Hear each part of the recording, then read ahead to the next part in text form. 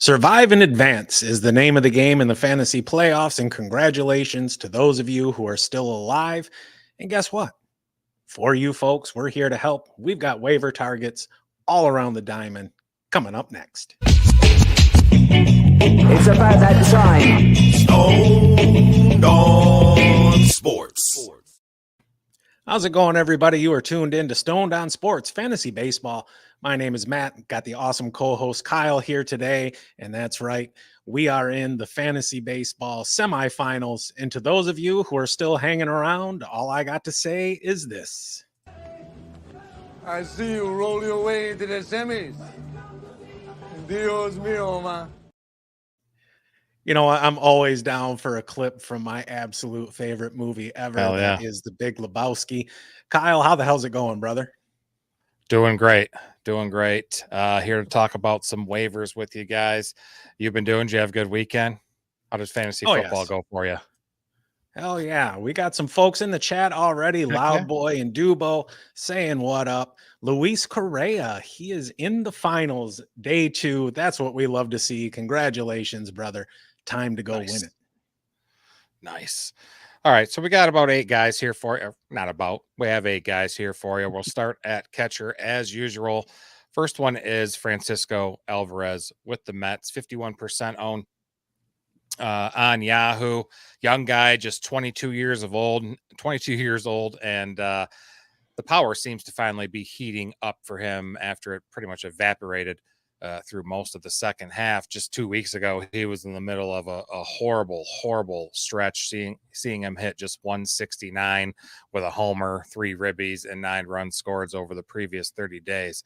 But since September 1st, he's fantasy catcher number 7, slashing 241, 353, 448. Add that together, you get an OPS over 800. Gotta love that.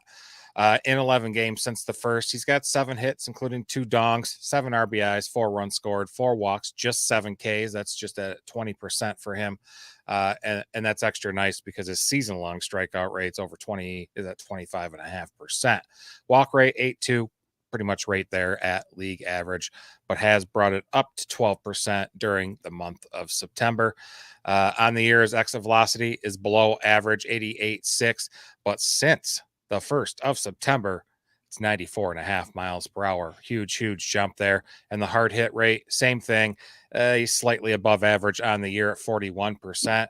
Month of September, 59%. Very good. And his 7.3 degree launch angle has been way worse than his career average. But since the first, he's right at league average, 12 degrees. Those 2 home runs he hit last week, one was off a NOLA on a 79-mile-an-hour knuckle curve. It was just a towering pulled blast. Launch angle was 34 degrees. And then that second one was off a 95-mile-an-hour four-seamer straight away. Center field, just smoked it. 109 exit velocity and 24-degree launch angle. He's really capable of smacking any of those type of home runs on any given night, even on a bad night, due to what I think is his best attribute. His above average bat speed, 73.3 miles an hour. He's in the top quarter of hitters. He will sit versus some lefties here and there, mostly to give him a day off. His OPS against lefties is about 100 points lower than right-handers. And he's, someone who could go on a power streak here quickly, even continuing here at the end of the season. Let's not forget this guy hit 25 home runs last year. He's likely going to be playing every day there. And if he gets hot, he could be a great addition at catcher to end the season.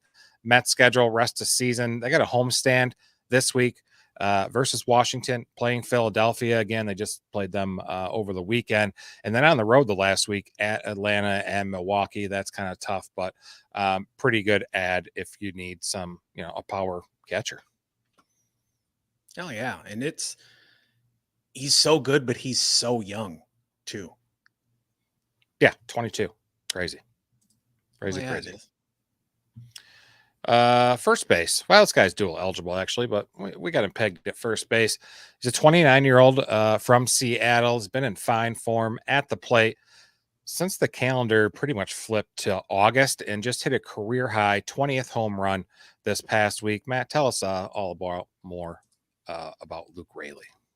Yeah. So he's eligible at first base and in the outfield. You mentioned the dual eligibility. He is the number 2 first baseman since the start of September. And in that time, he's got a triple slash at 310, 396, 714. That's an OPS over 1100. 4 home runs, 5 doubles, driven in 11, scored 7. He's even swiped a couple bags. And really, he's having his best season overall this year. 242, 321, 462. That's an above average 783 OPS. You mentioned he's a 20 home run guy. It's the first time in his career doing it. He's also got 18 doubles, scored 54, driven in 54, and swiped 11 total. And you mentioned he plays for Seattle. And guess what? This dude strikes out a ton. How much is a ton? Well, for him, it's 29.4% of the time, and that puts him in the bottom 9% of the league. And it's not because he's up there window shopping either. He's got a 17% swinging strike rate that's actually down from last season, if you can believe it. You know, he went from really shitty to just kind of shitty. Whiff rate, it's just gross. Bottom 3% of the league at just under 34.5%. Does he at least walk to help himself out? Not really. His rate isn't awful at 6.2%, but that's also down from last year. Surprisingly, his chase rate, though, is a little better than average at 28.2. Honestly, I figured it would be higher with all the strikeouts and the swing and miss. Contact isn't great. And I promise I'm not just going to like dog on this dude and say, oh, yeah, but you should pick him up. He's not making much contact. His overall rate is just 67.3%, and he's just over 79% in the zone. And that doubly sucks because he's really aggressive at the plate. He swings at well over 51% of the pitches that he sees. He's at almost 74% in the zone. Granted, if you're going to swing, that's what you want to swing at. When he connects, though, brother's laying some good wood on it. Exit velocity is nice at 89.8. He's got a barrel rate over 11%, and his hard hit rate is pretty solid at 41.7%. He does make a lot of weak contact, though, but that'll happen when you're a free swinger like he is. He's got excellent bat speed, but he's rarely squaring it up, and he's not really one to hit that sweet spot too often. He does pull the ball well more than most, but he has power to all fields. There's more grounders in his profile, though, than we typically want to see, but he puts the ball in the air plenty enough to do some damage.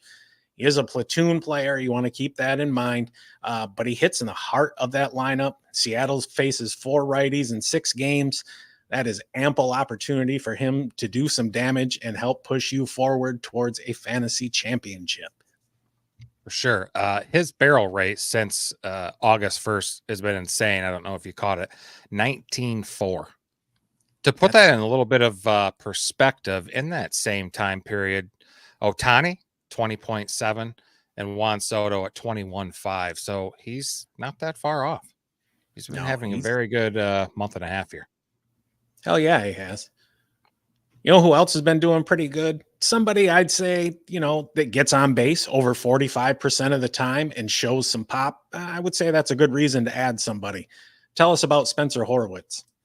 Yeah, this guy was really, in the minors coming up, he was really more of a hit over power type of prospect, but he's really changing that perception since he came up to the majors in his first extended look at big league pitching.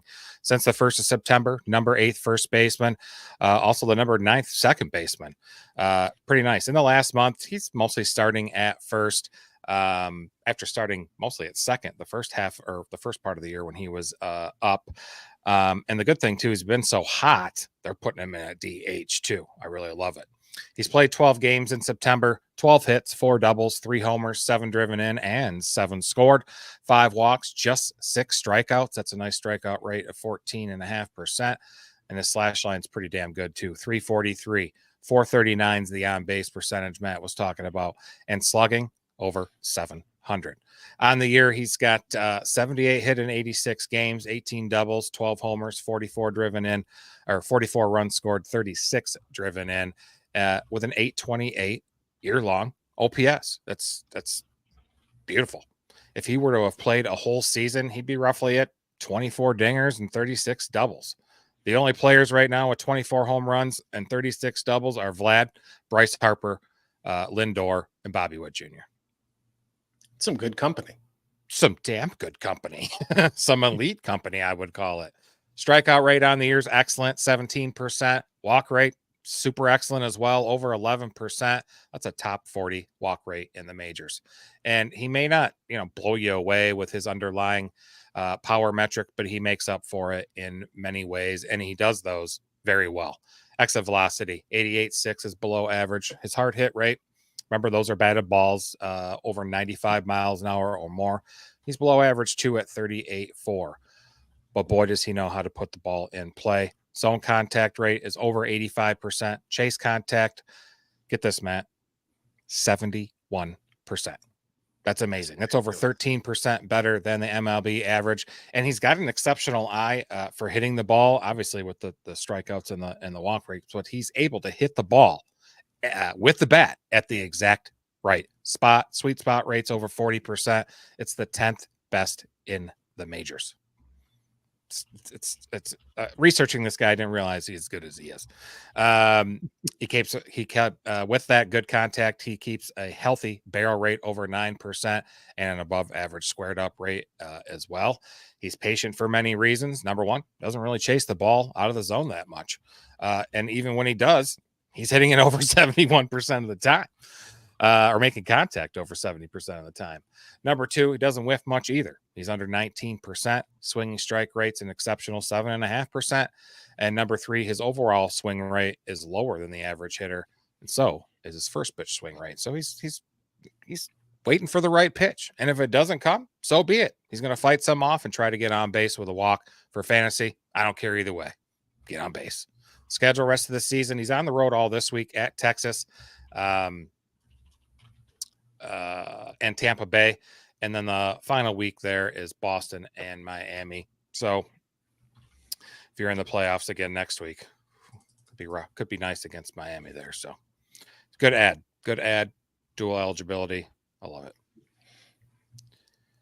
How's the chat doing? Popping off. I'm sure there's lots of comedy going on in there. A little bit here and there.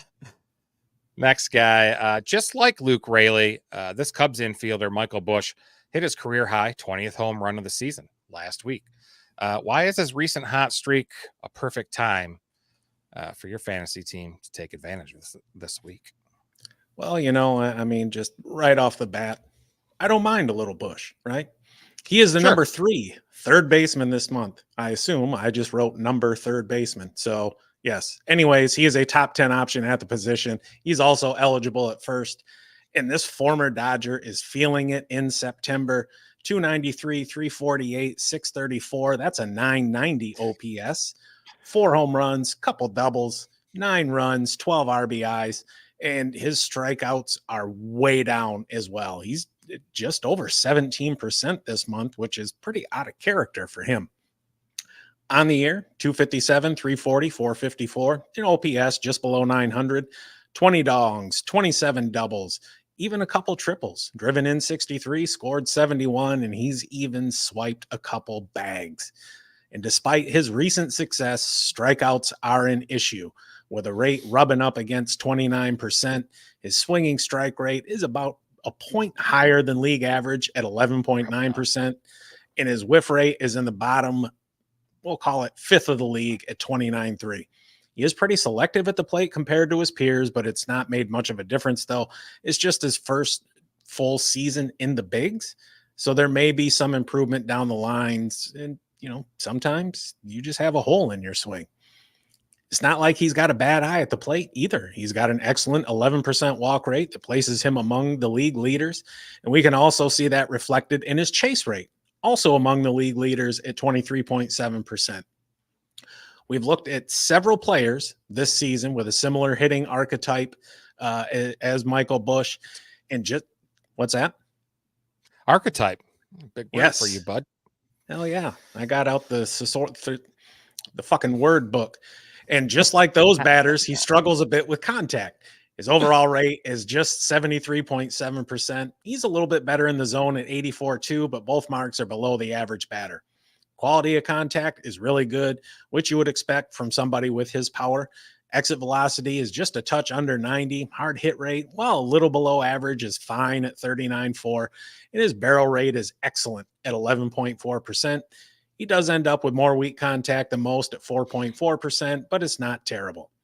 He hits the ball in the air quite a lot. His fly ball rate's over 30%, but that means he's not hitting it on the ground as much, which we like for a power hitter. He does pull the ball a bit, and the vast majority of his home runs have been to the pull side, but he can hit it with authority all over the field. I think he's a damn good ad. If you're looking for some pop, you're looking for some power, he can drive in runs, he'll score. I wouldn't really count much on any stolen bases. I do think he's a better ad in points league just because of all the doubles and whatnot, but he'd make a good addition for pretty much any team here.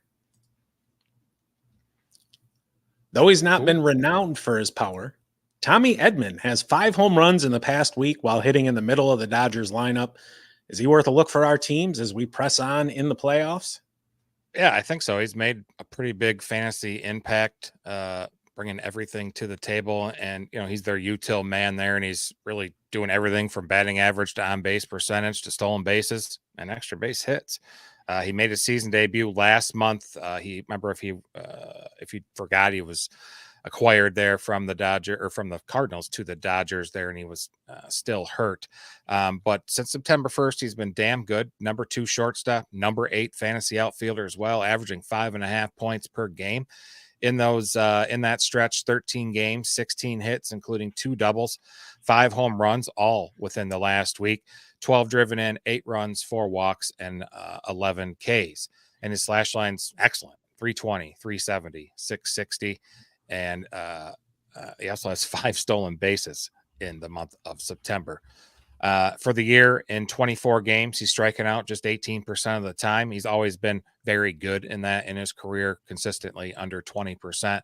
Walk rate could be better. He's about 3% below MLB average. So far this year, looking at the data, Edman is a big fly ball pull hitter with the power added in after not really being that guy ever before in his previous 5 seasons. Keep in mind, it's a small sample size of 24 games, but he looks a little different. His launch angle is the highest it's been since his first year in the league in 19. Is above average. His exit velocity is above average, best in his career. His hard hit rate of 42.5%, best in his career. 35% sweet spot rate, best it's been since 19. And he still sports an excellent zone contact rate of 87%, far above the league average, but still down almost 5% from his career high last year. He was almost at 9. He was at 92%. But he's still doing some nice things, and he doesn't, not much swing and miss there. He doesn't chase, doesn't whiff much. Swinging strike rate's pretty good, just a tad over 9%.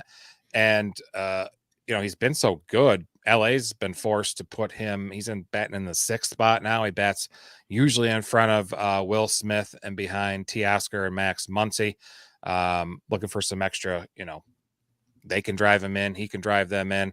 He's been one of the hottest hitters in the league, and is one of the few who's still available in about a third of leagues there. You can see 69% owned in Yahoo. So if you're looking for more hitting help down the stretch, I'd add Edman, get him in your lineup while he's hot. I expect him to post similar numbers this week. Rest of schedule season is rest of fuck. I could not fucking talk today. Rest of season schedule is very nice for the Dodgers, and especially for Edman at Miami. I'm a stroking dude. At Miami, home versus Colorado, then San Diego, and then they finish the season at Colorado. Could be some nice power for him to show at Coors Field. Moving on to outfield. Love this guy. Plays for my Tigers. Parker Meadows has established himself as pretty much a fixture at the top of the Tigers lineup, hitting leadoff in all but 4 of his starts since August 16th. He provides, steady run scoring along with some pop and some speed production. Give us some more insights on Parker Meadows there. Well, this dude is a top 20 outfielder this month, showing off his sweet lefty stroke. He's got a 268, 328, 500 triple slash. That puts his OPS over 8.25. 3 dongs, a couple doubles, a triple, driven in 13, scored 15. And again, just like you said, spending plenty of time leading off. He was cheeks earlier in the season, and I'm not talking clapping cheeks either. He was hitting under 100 on May 6th and then got his ass sent down to the farm. Came back to the show in early July and then promptly got hurt and didn't come back until early August. He's been a 300 hitter since then. His season-long numbers aren't the greatest, but it's been a year of growth, not only for him, but really for this Tigers team that's a game and a half back of the final wild card spot. And we're going to see your asses in October. And we also need to keep in mind he has fewer than 400 career big league plate appearances. On the year, 238, 307, 441. That's an OPS of about 7.5. 8 home runs, 10 doubles, 6 triples, 26 driven in, 39 scored, and 9 stolen bases. And as I was looking and doing my research on him next year, I think he might be a sneaky 2020 candidate. Like many younger players, he strikes out quite a bit, almost 26% of the time. That said, his swinging strike rate actually isn't too bad at 11.3%. Whiff rate is a little worse at just under 27%, which would have him in the bottom third of the league if he had enough plate appearances to qualify. He does end up watching a few of them go by as well. His called strike rate is over 17%. He is helping himself out, though, getting on base by taking some free passes. His 8.7% rate is half a point better than the league average, and that's an encouraging sign. He's also showing some good zone control. His chase rate of over 25.5% would put him in the top quarter of the batters this season. So there's some stuff to build with here too. Sorry, I'm excited about this team this year and really into next year. In terms of his ability to put bat to ball, he's a roughly average hitter. His overall contact rate is a touch low at 74.5%, but in the zone, he's very solid at just under 86. Despite his low chase rate, pitchers aren't sliding in the zone against him as much as you would think, with both his first pitch strike rate and his overall zone rate both a little bit low. Quality of contact, good and bad, depending on the metric. Exit velocity is pretty low at 87.1, but his barrel rate is at 8.5%. Hard hit rate's a little low at 34.4, but he's hitting that sweet spot almost 35.5% of the time. He does end up making a lot of weak contact, though. His rate is at 5.5%. And just for reference, league average is 3.9. He's a fly ball hitter that also waxes fair share of line drives. Doesn't pull the ball as much as most of his peers, but he's not going to the opposite field a whole lot either. All but one of his home runs have been pulled, but he can go for extra bases all over the field. This is a very hot team. It's a team scoring runs, and he is a quality piece at the top of that lineup, and he'd be a quality addition to your team as well. Let's go Tigers. Let's absolutely go Tigers. Heck yeah, 1.5 games. Well, technically it's 2 because of the season series tiebreaker, but oh well. See, and there's some history here. I remember the game 163 against the Twins. I mean, it was 12 years ago now or something like that. I wish they still did. Sucked. I wish they still did 163s, but what are you gonna do, right? Yeah. What are you gonna do? So we're doing our baseball show, but Patty's in here, and he's got a football question. So we're gonna go ahead and answer it. Even though we'll still have our football show tonight at 8, but Patty, I know you've been in here plenty of times before. So we're going to switch gears for half a second. Talk football. Trade Tyreek Hill and Kyler for CD and A-Rob or T Hill for Jacobs and Garrett Wilson or who's A-Rob? Oh, maybe he means Allen Robinson is on the Lions practice squad. Maybe he means Aaron Rodgers. Aaron Rodgers? I don't know who Alan Rodgers is. Is that a football player that you'd like to Don't be a smart ass.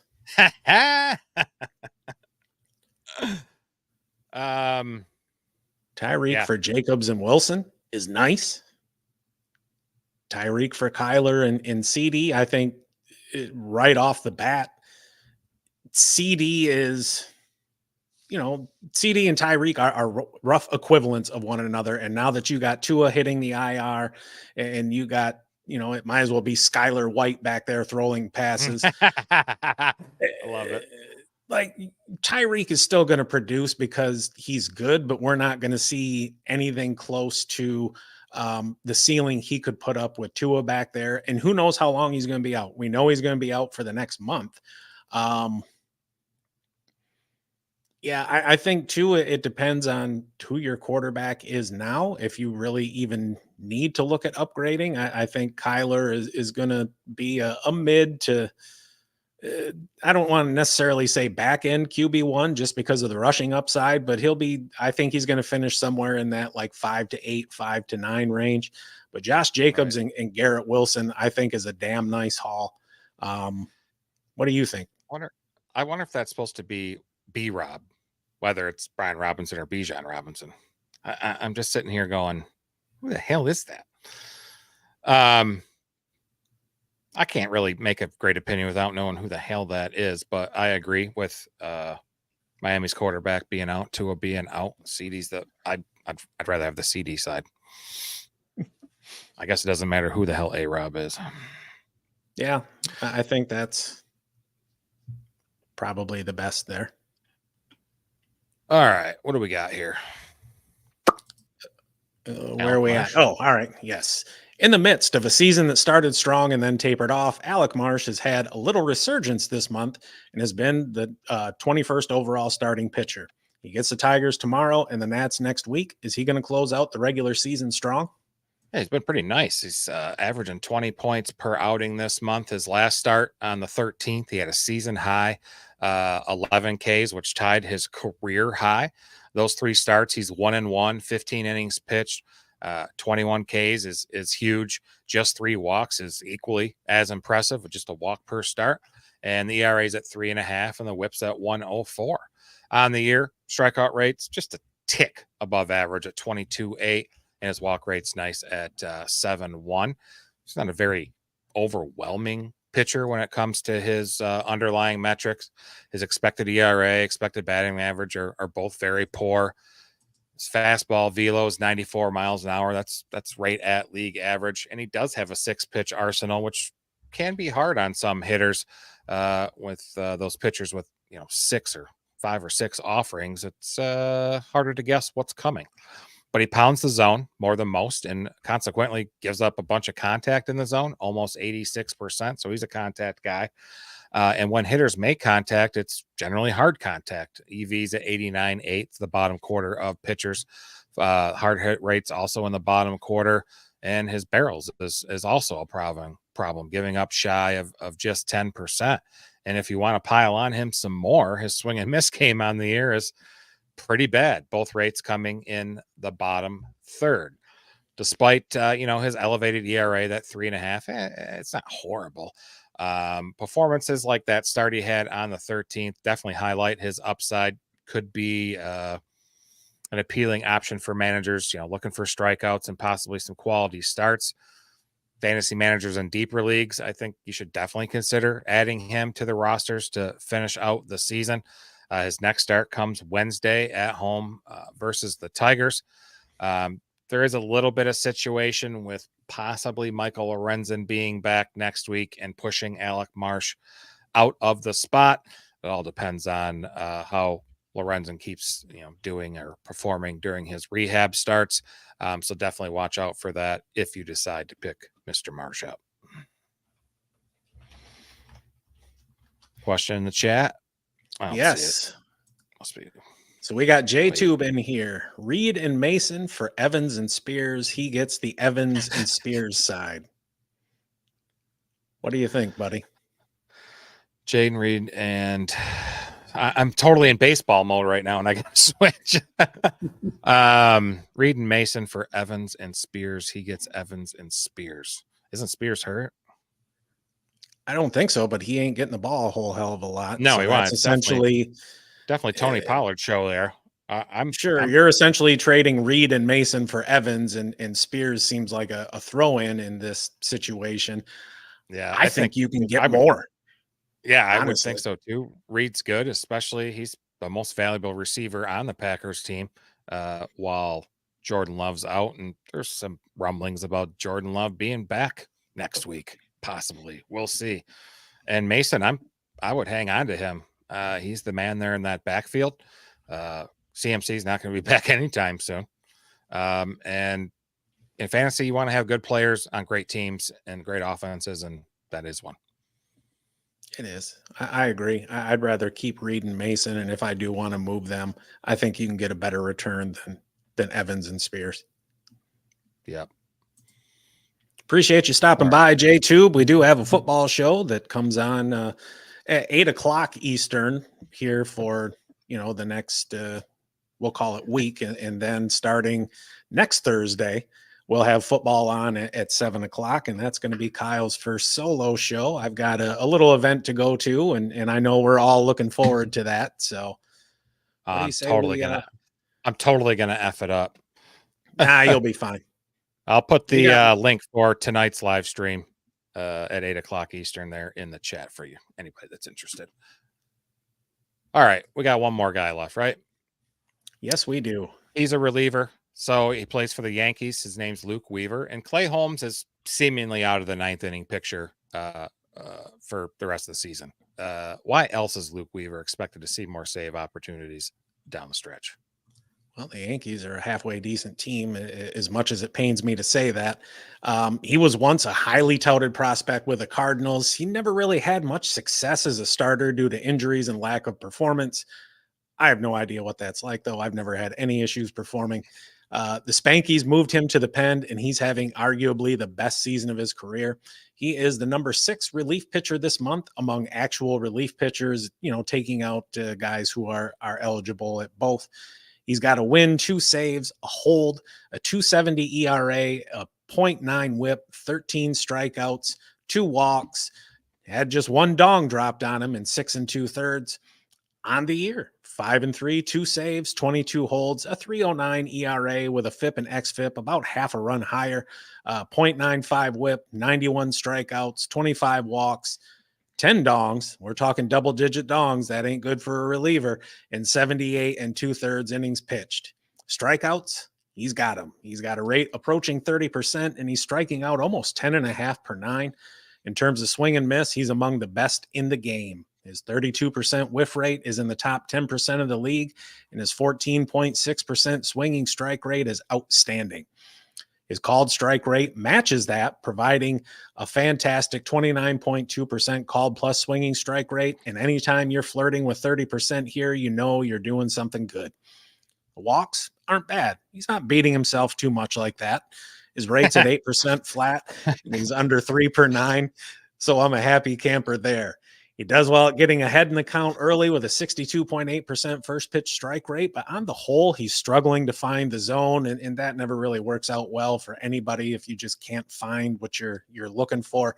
He's working there under 45% of the time. Can fool hitters, though. He's got a chase rate well over 31%. Despite the high chase rate and his apparent struggles to stay in the zone, batters are pretty aggressive against him, especially in the zone. And now I feel like I'm just saying zone a lot. I have heard zone a lot. Yes.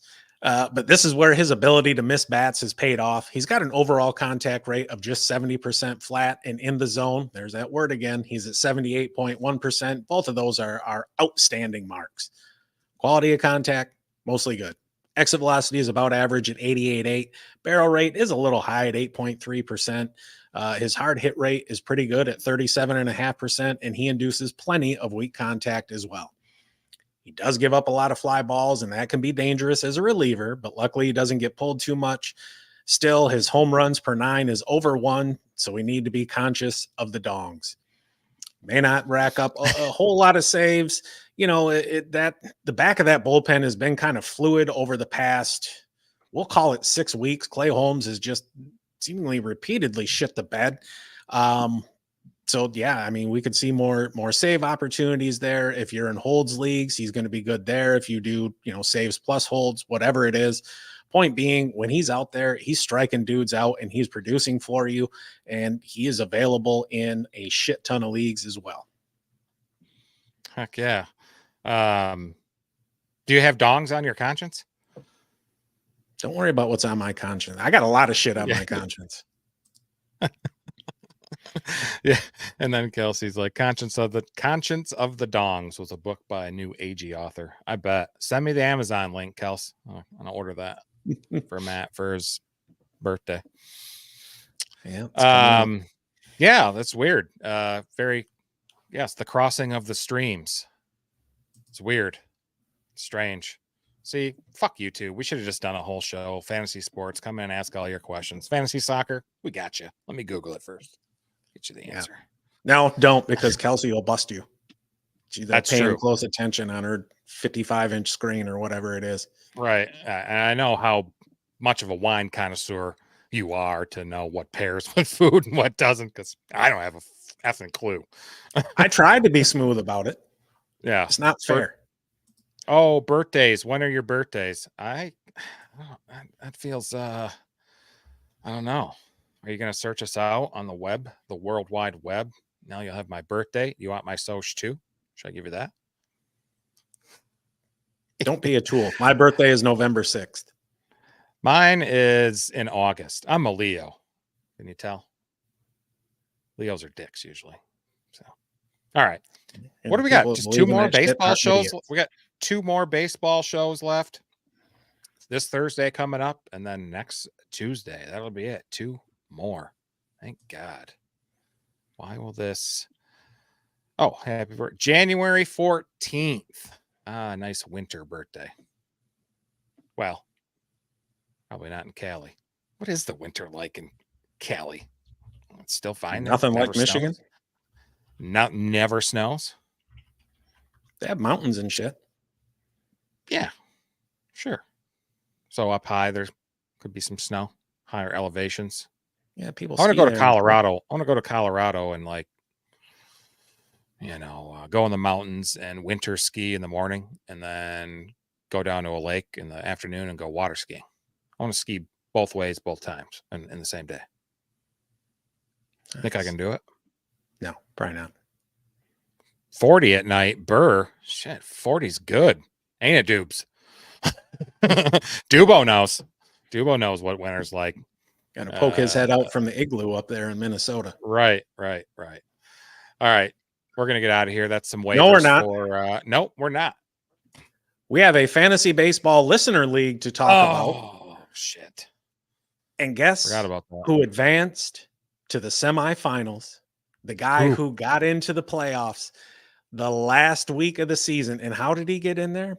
By the shit I talked all season long, brother. My record might not be great, but I scored. He cheated, folks. He cheated. I don't need to cheat, especially to beat somebody like you. And then Brandon come along talking all that shit. I got more wins than you. I don't give 2 shits how many you got. I scored more points. I have the better team. Whatever metric I'm better in means I have the better team. Well, I can't wait. You all in the chat, just remember about this shit talking that Matt did. So when he loses this week or maybe next week, we can give him shit. So, all right, now we're really getting the hell out of here because we're going to be How'd back you do in on the playoffs? Remind me. Like I said, we're going to get out of here. Give us a like and subscribe. Pressure's on with the fantasy playoffs. We'll be back Thursday night, 7 p.m. Eastern for 2-start pitchers and streamers. And we'll be back here in 22 minutes on our fantasy football YouTube. Check us out there. It's waiver day, basically. Waivers for NFL for week 3. Everyone have a great night and stay stoned.